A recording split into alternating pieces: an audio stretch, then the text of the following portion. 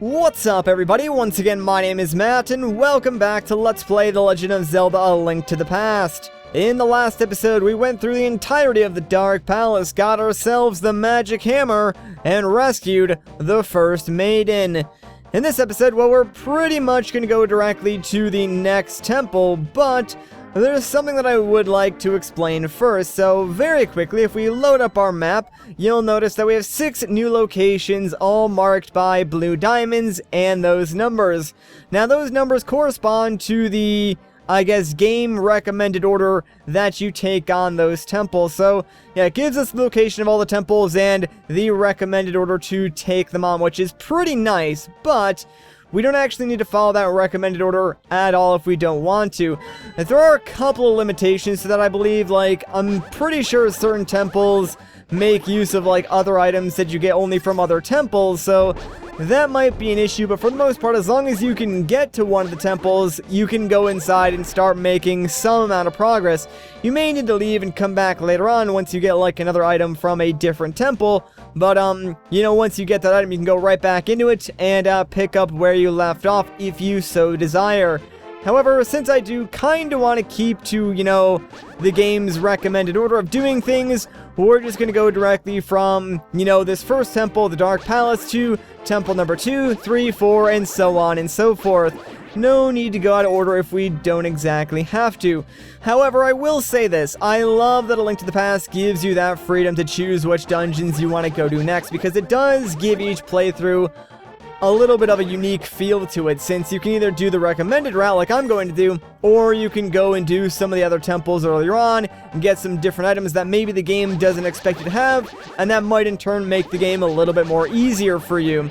And I probably would have actually done the temples out of order if I didn't want this series to be more of a guide for people than like anything else. So that's sort of why I'm doing it like the way the game expects you to go through all the temples, and not like just doing some crazy order that, you know, I conjured up myself just to get a couple of items earlier on to make my life a little bit easier as I'm going through the Dark World and stuff like that. Now, there's not a whole lot of side quests between this temple and the next one. However, there is one thing that I do want to go out of my way to pick up right now. It's not really that big of a deal, but it is kind of out of the way, so I figured might as well do it now rather than later. So in the last episode, we actually got ourselves the magic hammer from inside the Dark Palace, and there's this weird purple spike here. Now we could lift up this rock and just go through normally, but if we use our hammer on that spike, yeah, we can just bash it down and walk right over it. So it's kind of cool to like have different ways to maneuver throughout the overworld based on the items that you find inside the temple. So yeah, keep in mind that we can use our magic hammer to bash down purple or wooden stakes that we find as we're traveling across the land. So, here we are, like, where the potion shop would be in the light world. Now, we're not really going to spend a whole lot of time here because I'm actually trying to make my way up towards, I guess, what you would call Zora's River in this game, since there's one item up there that is really, really cool that I would like to get. Now, it's not exactly the most, like, useful of these particular types of item, but, I think it's the first one that we can get at least right now. Like, I know there's one on Death Mountain that we could have gotten, but I'm not too sure if we could have gotten that before coming to the Dark World. You might be able to, although I'm not exactly sure. It is kind of cool, however, to see, like, the Dark World does have its own version of, like, every single enemy. So there's the Chews, there's the Octoroks, and all that jazz. They still exist here in the Dark World. Anyways, this sign says, "Curses to anyone who throws something into my circle of stones." Well, that sounds kind of weird and not really sure what that means, but if we grab this sign and pick it up, we can head down this staircase and over to the left, and sure enough, here's a circle of stones. So let's toss this sign in and see what happens. And oh no, it caused an earthquake! Or just some fish to appear. Was it you who disturbed my peaceful nap? I will give this to you if you go away.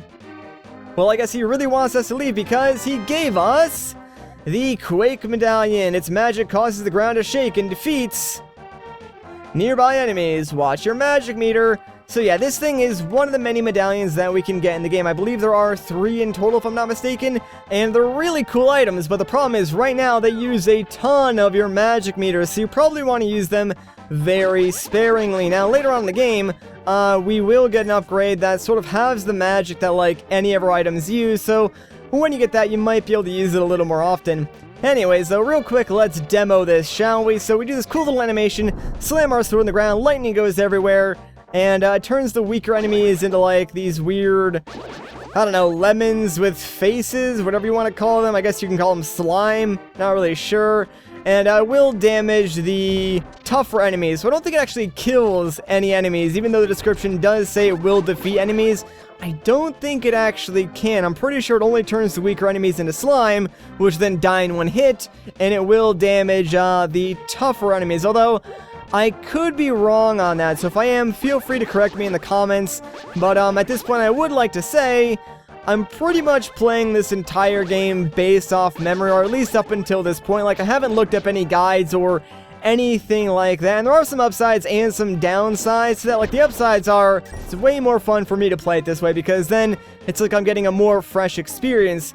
The downsides, however, being that I'm not exactly playing the game as optimally as I possibly could, because I know from reading the comments that there are a couple of bosses that I could have defeated a lot quicker if I had used, like, different items during the fight itself. So, I mean, there are some upsides and downsides to playing it off of memory, but I am enjoying it more playing it off of memory, because I honestly couldn't tell you the last time I played through the entirety of A Link to the Past. Despite it being one of, like, my favorite childhood games, it's just not something that I play all that often, especially since A Link Between Worlds came out, because I actually have played that, like, 2 or 3 times to completion since I actually did my Let's Play.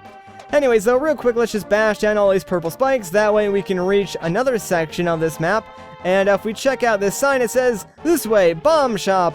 Which is kind of weird, because there was no bomb shop in the light world. And it's pointing to where Link's house was in the light world, so what do you say we go inside, quote-unquote, Link's house, and, well, sure enough, it is actually a bomb shop. And it's only selling one thing, like normal bombs, so let's talk to the owner and see what he has to say. 100 rupees for 30 bombs, 30 bombs for just 100 rupees, buy 'em, mister! Yeah, that is a terrible deal. Like, I wouldn't even buy that if I was desperate for bombs, because you can find them for free in, like, the overworld, so I'm not gonna buy your bomb, sir. That is a ripoff. Instead, let's head over here to the left, because if we dash into, like, that set of stones, there's a grotto that we can go into, and inside this grotto is another fairy fountain. So let's actually grab one for ourselves, and use our net to put one inside a bottle, since we did use one in the last episode during the boss fight of the Dark Palace. Anyways, now that that is done, let's start making our way over to the next temple. We're fairly close already, so it shouldn't take us too long to get there. However, there is one thing of preparation that we need to do before we can actually make progress in the next temple, so might as well do that while we're here. To give you guys a quick update as to the construction that's going on at my place of residence, that's also the reason why my videos have been so short as of recently, so in case you're not in the loop, the kitchen of the residence that I'm currently staying in is getting remodeled, and as such, there is a lot of noise going on. We are done with the demolition phase, which is awesome, but now we're sort of in the reconstruction phase, so there's equally as much noise going on. The power's not going out anymore, which is great, but there's still, you know, hammers, drills, nail guns, etc., going off on a very regular basis, so my videos are still going to be short for a little while, but I promise, once that's all done and it's quieted down, we'll go back to normal length videos. Anyways, this is the entrance to the next temple, but you'll notice the swamp surrounding it is sort of flooded, so we're actually gonna have to go all the way back to the light world and see if we can't do something here that will affect the dark world. So yes, back in this area, you'll notice that this building is the very same building we went inside a while ago that contains controls for, like, the internal dam system that we can open up, and that lowers the water level in the swamp. And we previously did that to get a piece of heart, and I mentioned that it does have some effects like that in the overworld. However, I didn't mention that those effects do carry through to the dark world as well. So yeah, lowering the water in the light world will also lower the water in the dark world, and you pretty much need to do that, otherwise you're not really going to do much of anything when you enter the second temple in the dark world, which I believe is called the Swamp Palace. So yeah, we'll be taking that on in the next episode though, but I think for now, since we set it up for ourselves, this is actually a good place to end off the video. So if you guys enjoyed this part, a like rating would be greatly appreciated. If you want to see more, consider subscribing. But once again, guys, my name is Matt. Thank you so much for watching, and I'll catch you in the next one.